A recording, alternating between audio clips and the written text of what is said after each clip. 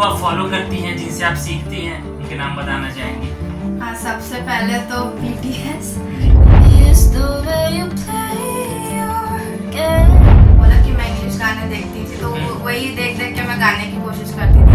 Levitating जो cover था वो पहली बार में ही एक सेशंस लाइव करके अमेरिकन प्लेटफॉर्म की। रिसेंटली मेरे गाने नीदरलैंड में पालकी ब्रेक दी वीक करके एक रेडियो शो है। जब लिखते टाइम कहाँ से इंस्पिरेशन लाती हैं शब्दों के लिए, इसके बारे में कुछ बताना चाहेंगे?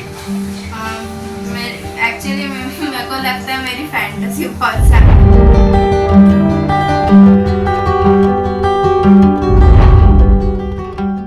नमस्कार साथियों, आप देख रहे हैं SB फिल्म्स एंड मीडिया। मेरा नाम है तेजेश्वर साहू और लगातार छत्तीसगढ़ के जो कलाकार हैं उनसे मैं बातचीत कराते रहता हूं, आप लोगों से मुलाकात कराते रहता हूं। और आज ऐसी एक कलाकार हमारे बीच मौजूद हैं जिनका जो काम है यूट्यूब पर तो लोग पसंद करते ही हैं, और उनका काम जो है विदेशों में ही पसंद किया जाता है, विदेशों में भी इनके गाने बजते हैं। तो आज हमारे साथ सिंगर मिष्टी मौजूद हैं। हमारे चैनल पे आपका बहुत बहुत स्वागत है। Thank you so much. तो मिष्टी जी, कैसा फील करती हैं कि जब आपके गाने दूसरे देशों में ही बजते हैं? बहुत प्राउड फील होता है खुद के लिए जी। क्योंकि ये मेरा स्कूल से एक ड्रीम रहा है कि मतलब मुझे भी मेरा भी कोई पैशन हो, ये हो। मुझे पहले क्योंकि बहुत टाइम से पता नहीं था कि मैं सिंगर बनना चाहती थी। जी। मुझे छोटे से हर इंडियन बच्चे के साथ होता है जैसे कि इंजीनियर या डॉक्टर बनेंगे, वो सेम चीज़ मेरे साथ भी हुई थी। तो मुझे बहुत टाइम तक पता नहीं था कि मुझे खुद को क्या चाहिए। तो इसलिए अब जब जो चीज़ मुझे पसंद आई वो इतनी अच्छी प्रोग्रेस कर रही है तो बहुत अच्छा फील होता है। तो आज आप इतना अच्छा फील करती हैं, आपकी मम्मी भी आप बहुत प्राउड फील करती हैं। तो मैं ये जानना चाहूँगा कि ये जो जर्नी है, आखिर आपको सिंगिंग के प्रति रुझान कैसे आया कि मुझे भी सिंगिंग करनी हो? वो भी आपने एक दूसरा जो स्टाइल है उसे चुना है, उसके बारे में थोड़ा दर्शकों को बताएंगे? एक्चुअली बचपन से ही मुझे इंग्लिश गाने ज़्यादा सुनाए गए हैं। जी। जैसे मेरी मम्मी मुझे बारबी डॉल ये सब के गाने ज़्यादा ला के देती थी जो इंग्लिश में होते थे, तो इंग्लिश गाना तो मैं बचपन से ही सुनते आई हूँ।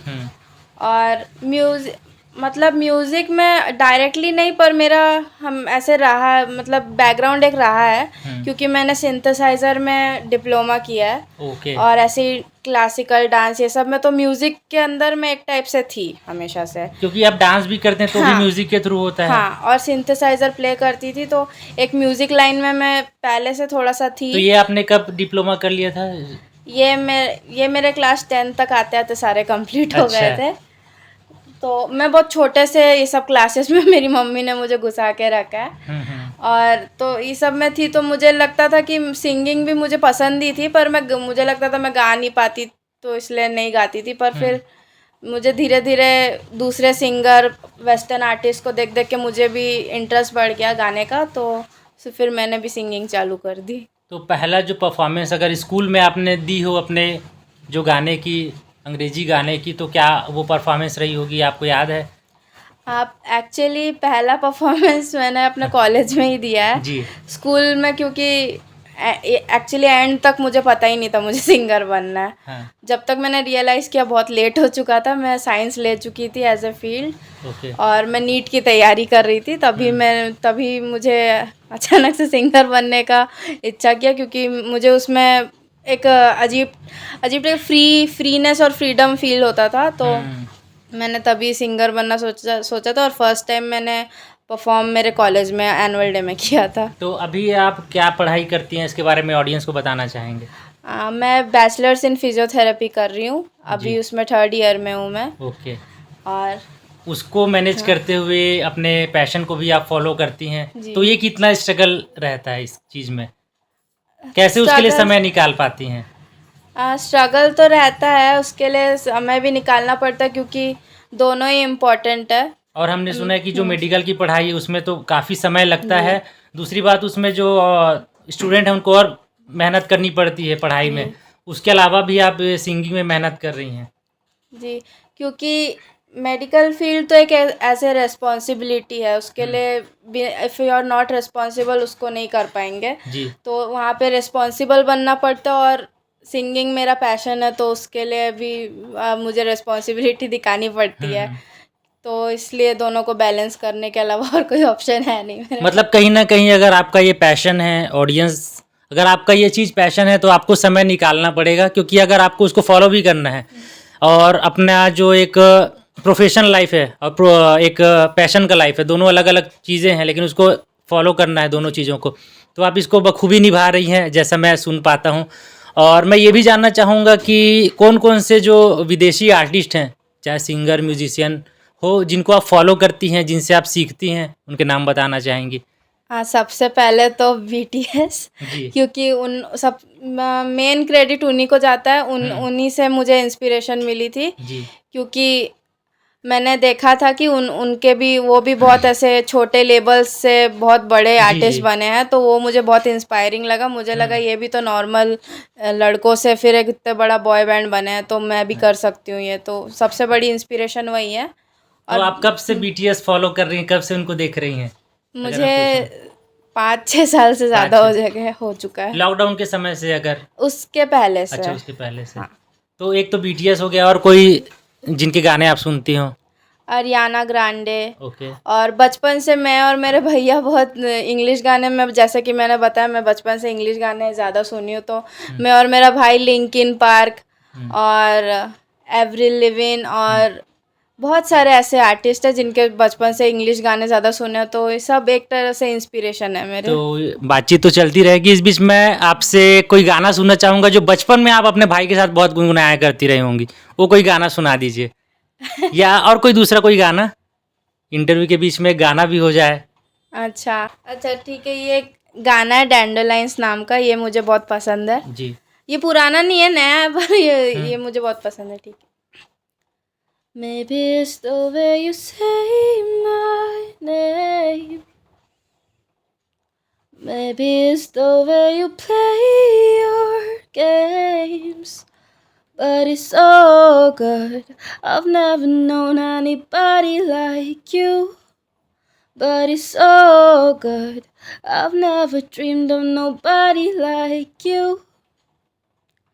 And I've heard of a love that comes once in a lifetime. And I'm pretty sure that you are that love of mine.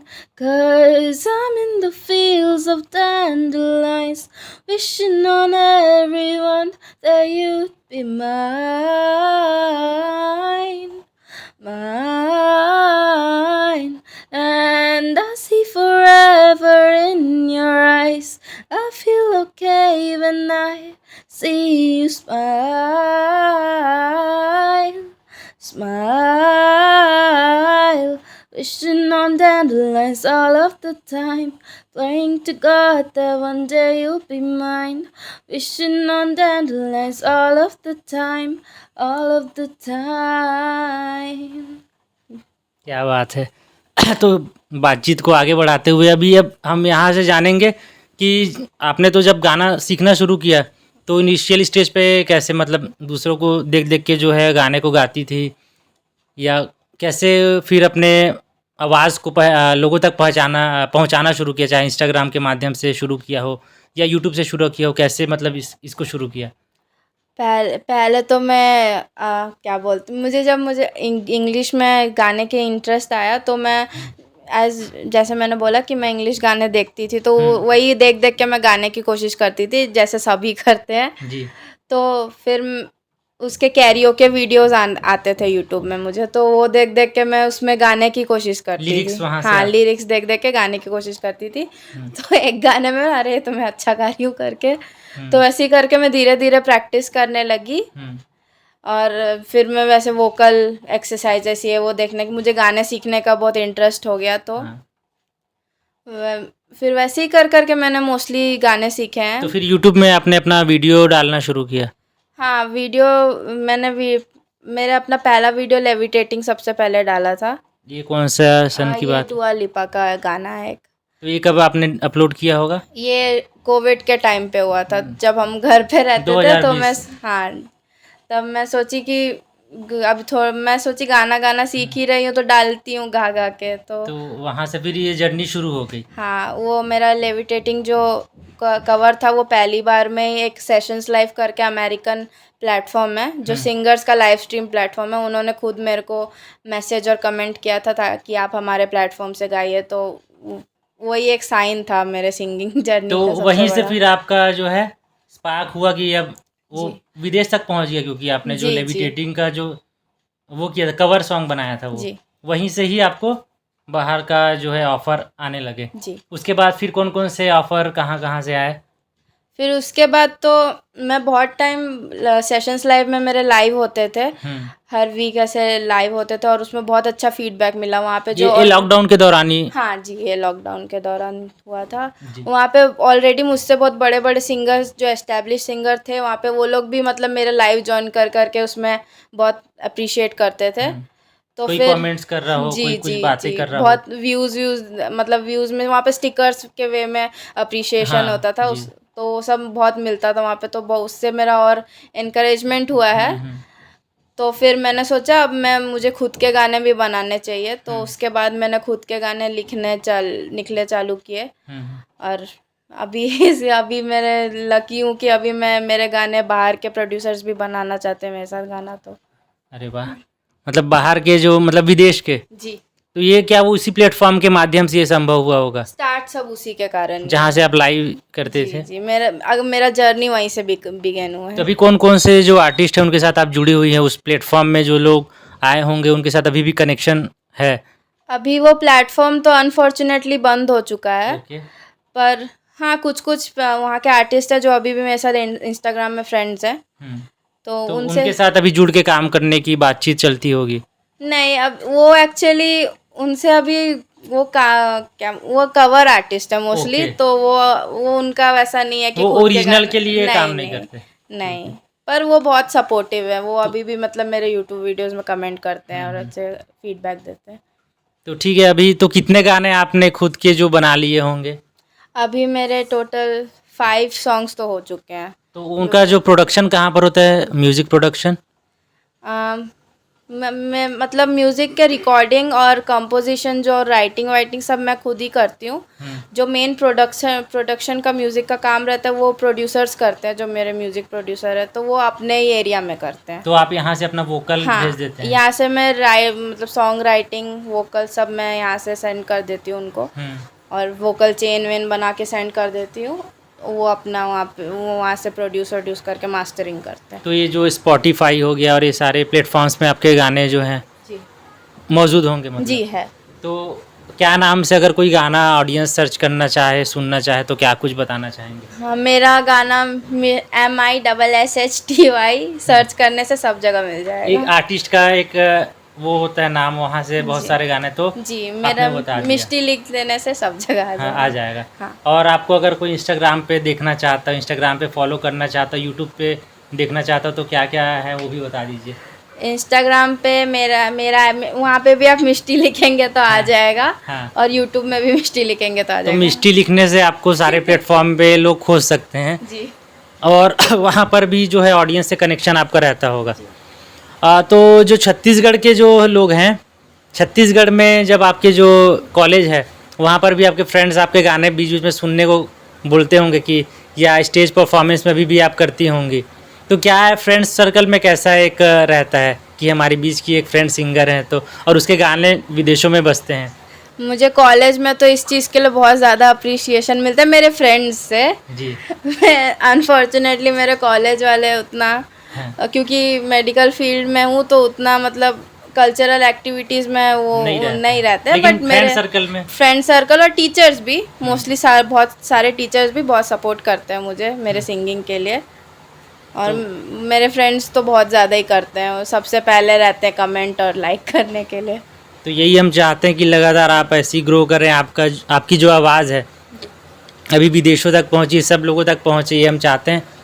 तो और क्या क्या कुछ ऐसा रहा हो जो गाने अगर कहीं पर बजे हो आपको बहुत ज़्यादा एक्साइटमेंट लगी हो, यार आज ये हो गया, आज मैंने इनको गाना सुनाया तो मुझे बहुत ज़्यादा खुशी हुई, ऐसा कोई मोमेंट इस बीच इस दौरान कुछ रहा हो? जी, अभी रिसेंटली मेरे गाने नीदरलैंड्स में एक बाल्की ब्रेक दी वीक करके एक रेडियो शो है, अच्छा। बहुत वहाँ का बेस्ट रेडियो शो है वहाँ का, और वहाँ पे हर वेडनेसडे मेरा गाना बजता है, तो उससे ज़्यादा ऑनर की चीज़ मेरे लिए तो कुछ वो और बहुत नहीं ज़्यादा है। खुशी की बात है। जी जी, क्योंकि मैंने अब जब मैंने सिंगिंग जर्नी मेरी चालू की थी, मैंने उतना सोचा नहीं था कि मेरे गाने नीदरलैंड्स जैसी जगह में बजेंगे। मुझे लगा था कभी ना कभी फ्यूचर में होगा ये, पर इतनी जल्दी हो जाएगा, उसके लिए मैं बहुत ग्रेटफुल हूँ। और वहाँ के जो रेडियो शो के जो होस्ट हैं वो भी बहुत अच्छे हैं, वो मतलब मेरा गाना सुनते टाइम नाचते वाचते हैं वो सब वहाँ तो पे। उनसे बातचीत होती है या उनको आपने इंस्टाग्राम पे वीडियो देखा है ऐसा कुछ? उन्होंने खुद अप्रोच किया था मुझे ओके। एक्चुअली, और उनका मेरे से क्या बोल अप्रोच करने के बाद? हाँ, उन्होंने मुझे अप्रोच मेरे प्रोड्यूसर द्वारा किया था, क्योंकि मेरे प्रोड्यूसर नीदरलैंड्स के ही हैं। ओके। तो वहाँ पे उनका मेरे प्रोड्यूसर के गाने बजते थे, तो मेरे गाने भी अब जब कोलैबोरेशन में तो बजे, तो उन्होंने अलग से फिर मुझे मैसेज किया कि उनको मेरे गाने बहुत पसंद आए, तो फिर और भी मेरे गाने तब से बजने लगे हैं वहाँ पे। तो वो अंग्रेजी गाने ही कौन सा कोई जो गाना बजा है वो आप सुनाना चाहें 2 लाइन? जैसे मेरा गाना बाई माई साइड एक है, वो बहुत फेवरेट है। 2 लाइन सुना दीजिए। I can see you, I can feel you, I'm not dreaming, 'cause my heart's beaming, sweat's up on my head when I see your face, maybe it's because I am into you. Ooh,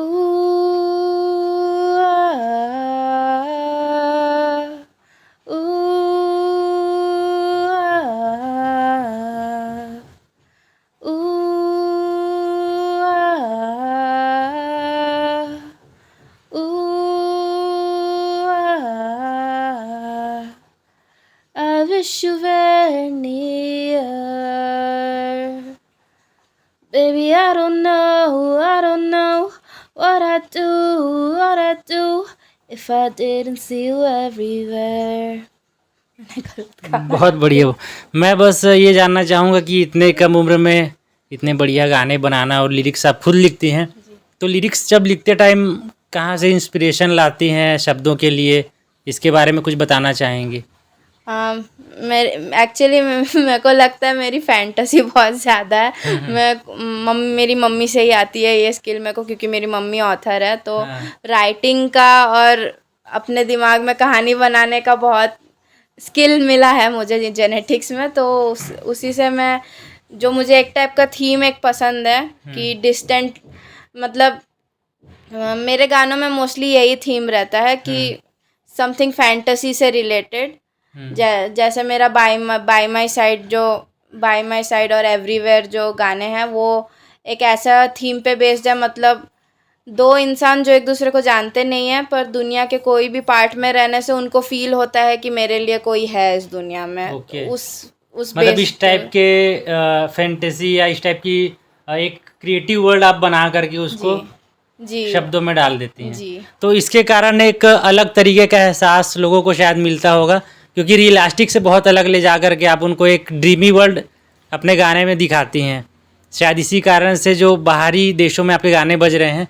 अब मैं ये पूछना चाहूँगा कि क्या हमारे ये तो हो गई बाहर की बात है, क्या छत्तीसगढ़ में या मुंबई इस सर्कल में अप्रोच किसी प्रोड्यूसर ने किया हो? जी, मेरा गाना इंचांटेड वो यहाँ मुंबई के एक प्रोड्यूसर ने, अथर्व नाम के एक प्रोड्यूसर ने बनाया है। ओके। तो और यहाँ छत्तीसगढ़ में मेरे 2 प्रोड्यूसर्स ऑलरेडी हैं। ओके। एक रॉयल पेरोज वॉल्टर करके है और एक हर्ष विश्नोई म्यूज़िक करके हैं। वो दोनों यहाँ के मेरे रॉयल पेरोज वॉल्टर मेरे पहले प्रोड्यूसर है यहाँ एक्चुअली। छत्तीसगढ़ में? जी, यहाँ के, और तो मतलब है यहाँ पे मेरे। ठीक है, मतलब आपका काम यहाँ पर भी चल ही रहा है। ओवरऑल आपके जो गाने हैं, एक ड्रीमी वर्ल्ड की बात आपने कही है, और बचपन से आप जैसे बारबी डॉल आपकी मम्मी आपको सुनाती रही हैं, तो वहाँ से एक इंस्पिरेशन आते आते आप यहाँ तक पहुँची है, और गाना लगातार चाहे नीदरलैंड में बज रहा हो, चाहे वो लाइव स्ट्रीमिंग प्लेटफॉर्म में आपने गाया हो, या यूट्यूब पे लोग पसंद करते हैं, तो ये कहीं ना कहीं एक जर्नी है और एक दिल की बात कहने का एक तरीका है म्यूज़िक। तो म्यूज़िक को आप एक अगर मैं बोलूँ कि क्या आप समझती है अपने लिए म्यूज़िक को, मतलब आप क्या मानती हैं, आपके लिए क्या है म्यूज़िक?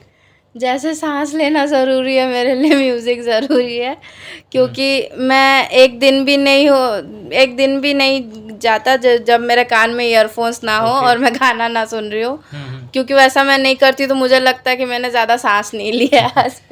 मतलब सांस के बराबर एक म्यूज़िक है, मतलब सोच सकते हैं दर्शकों आपकी म्यूज़िक इनके रग रग में कितनी तरीके से घुला हुआ है।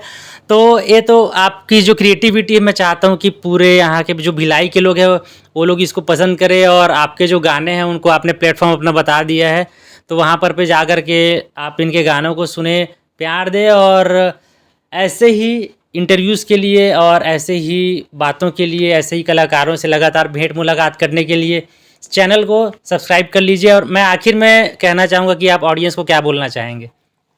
मैं बोलना चाहूँगी कि ड्रीम्स को फॉलो करना चाहिए अपने।